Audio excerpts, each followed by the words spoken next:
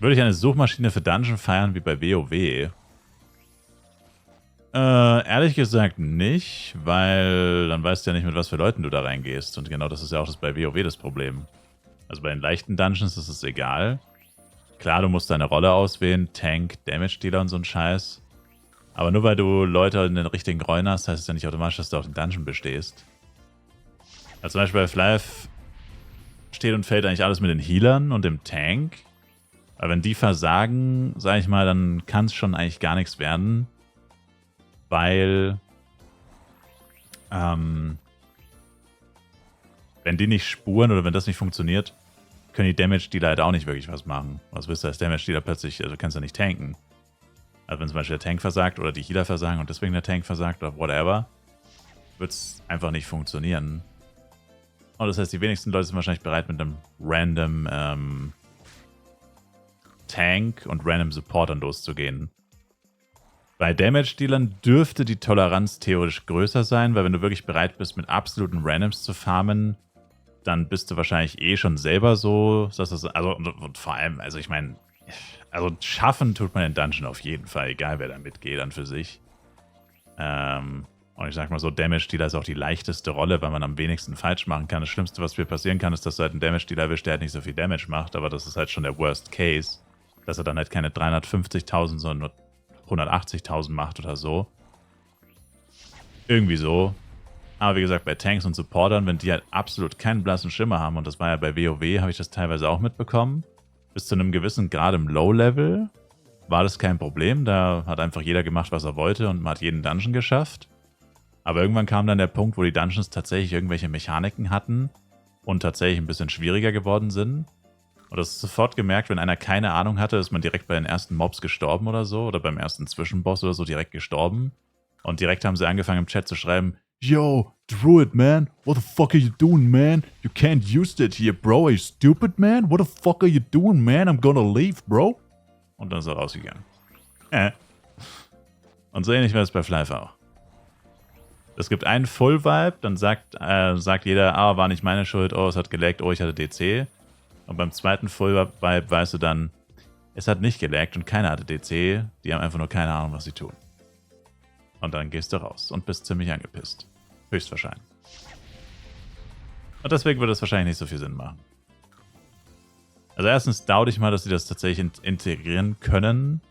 Also können sie wahrscheinlich schon, aber es würde wahrscheinlich unfassbar viel Entwicklungszeit kosten, dass das wirklich genauso funktionieren würde, wie zum Beispiel in WoW. Also du bist einfach am Questen, am Leveln oder so, drückst auf Suche, kannst also währenddessen machen, was du willst und dann kommt nur Team gefunden, Teleport in 20 Sekunden oder so und dann bist du direkt im Dungeon vielleicht sogar schon und es geht direkt los oder so. Das an für sich verstehe ich schon, warum man das grundsätzlich cool fände. Also grundsätzlich wäre es schon cool, aber es würde halt, wie gesagt, Probleme hervorrufen, wie dass du halt wirklich keinen blassen Schimmer hast, wie die Leute halt so sind, wenn es, wie gesagt, random sind, was die für Equipment haben und so weiter. Ist einfach ein zu hohes Risiko, das macht einfach keiner. Ungern.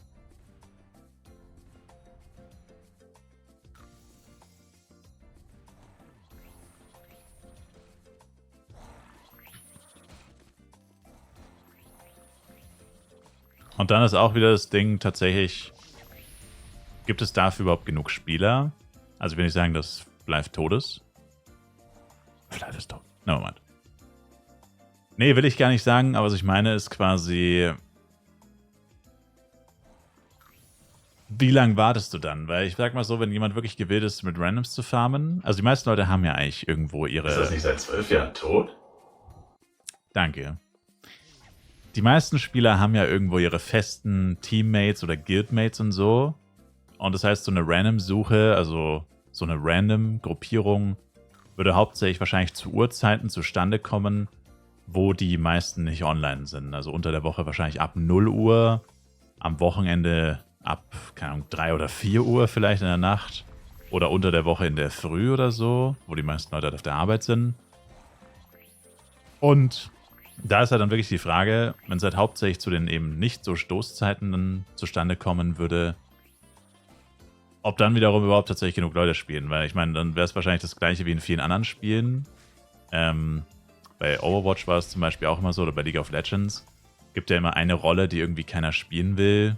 Jungle oder Support oder so. Naja, und dann queuest du halt erstmal 10 Minuten und bei einem MMORPG ist es wahrscheinlich noch viel schlimmer. Dann queuest du halt auch mal 10, 20 Minuten für einen Dungeon. Also dann auch die Frage, lohnt sich das dann überhaupt? Weil dann verlieren die Leute ja schon längst das Interesse, bevor dann überhaupt mal eine Gruppe zustande kommt. Eben aufgrund der späten oder ungewöhnlichen Uhrzeit. Und dann fehlt halt ein Tank und es sind 7 Leute da, aber es ist halt einfach kein Tank da und ohne einen Tank kannst du es halt nicht starten.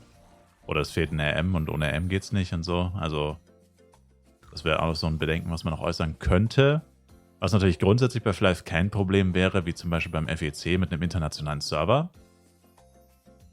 Wo halt so viele Leute spielen, dass du weißt, okay, da ist eigentlich egal, um welche Uhrzeit, da wirst du immer Leute finden. Aber nur auf Burudeng ist es halt schon so, dass die Uhrzeiten, wo halt viel gespielt wird, die kann man klar definieren. Unter der Woche würde ich sagen, 17 bis 23 Uhr ist das meiste los. Stunde davor, Stunde danach natürlich auch noch. Aber außerhalb dieser Stoßzeiten und halt außerhalb vom Wochenende wird es dann wahrscheinlich schon schwierig. Wo man sich dann halt auch die Frage stellt, lohnt sich das dann, dass die Entwickler hunderte Stunden in die Entwicklung von sowas stecken? Nur, dass es am Ende kaum genutzt wird. Und die Leute dann irgendwie trotzdem unzufrieden sind, weil sie jetzt zu oft in Gruppen kommen. Wo dann irgendwelche Leute... Also, sage ich mal so, es wäre wahrscheinlich ein Tool, wie sich Leute, die eigentlich zu schlecht sind für Dungeons, irgendwie probieren reinzusneaken, weil sie dann ja keiner kennt, so ungefähr. Also du bist ja dann mit 8 oder mit 7 Randoms so ungefähr, oder maximal 7 Randoms. Vielleicht könnte man noch einstellen, dass man zu 6 farmen will oder so. Aber, ja. Ob sich das so sehr lohnt, dann ist halt die Frage. Grundsätzlich natürlich interessant, aber in der Praxis wird es wahrscheinlich echt gehatet werden, so ein Feature. Ich glaube nicht, dass sowas jemals kommt.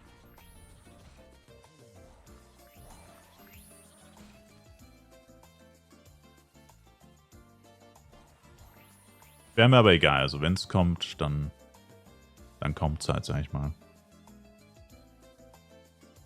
Ich würde es jetzt nicht verteufeln. Wenn es zumindest grundsätzlich funktionieren würde. Aber man könnte es auf jeden Fall hinterfragen, wie viel Zeit dann dafür geopfert wurde und ob man die Zeit nicht für was anderes sinnvoller hätte verwenden können. Das würde ich schon fragen. Mich fragen.